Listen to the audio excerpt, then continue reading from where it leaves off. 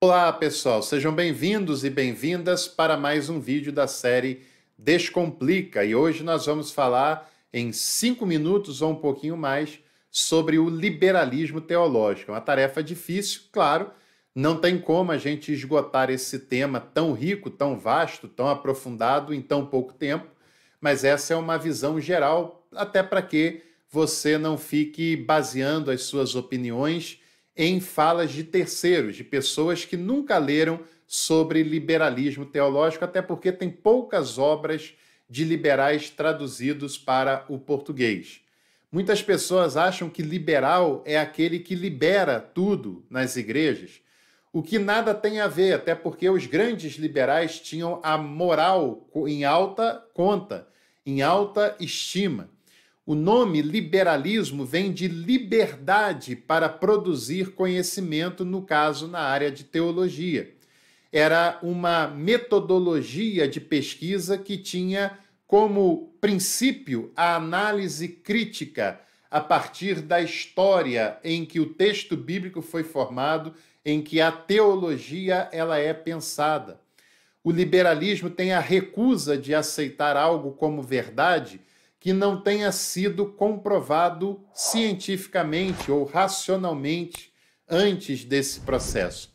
Por isso é liberal, por isso tem a liberdade de não ter que dar conta a nenhuma confessionalidade religiosa.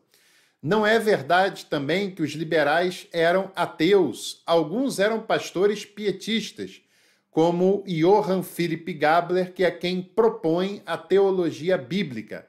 O dogma vai ficar a cargo da igreja, mas a pesquisa científica sobre a Bíblia vai ser desenvolvida a partir de ferramentas metodológicas para ser usada pela academia, como autoria, construção do texto, o idioma em que o texto foi escrito, o contexto em que ele estava inserido e assim sucessivamente.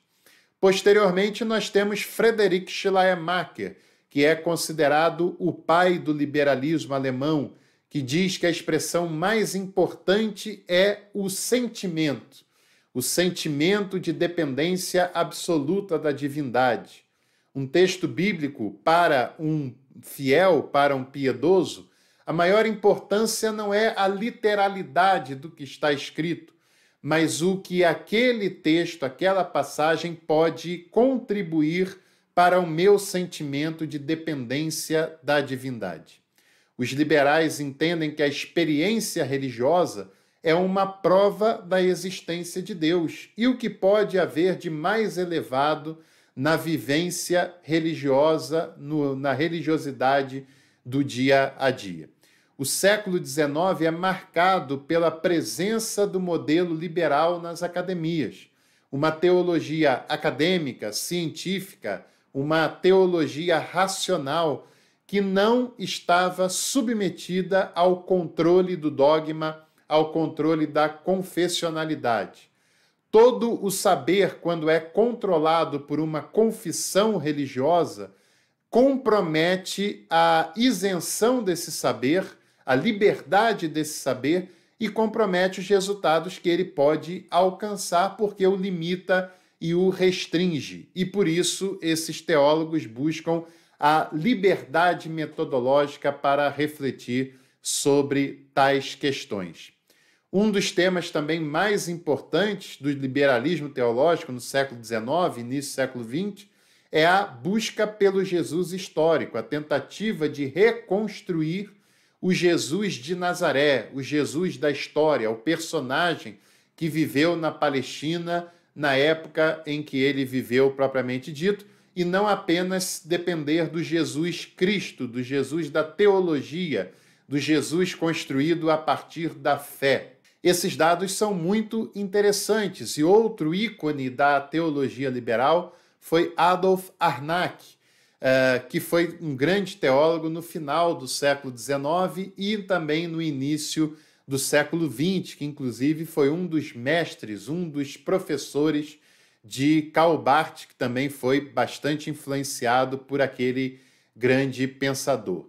E é claro que eu sempre gosto de citar o exemplo de Albert Schweitzer, O autor do texto A Busca pelo Jesus Histórico, que tinha uma posição muito elevada e também um salário elevado como pastor e professor na Alemanha, e abriu mão de tudo aquilo para estudar medicina e servir como missionário na África. Jesus nos ensinou que quem dá pão para quem tem fome, água para quem tem sede, quem acode à necessidade daquele que passa por ela, está fazendo para ele próprio.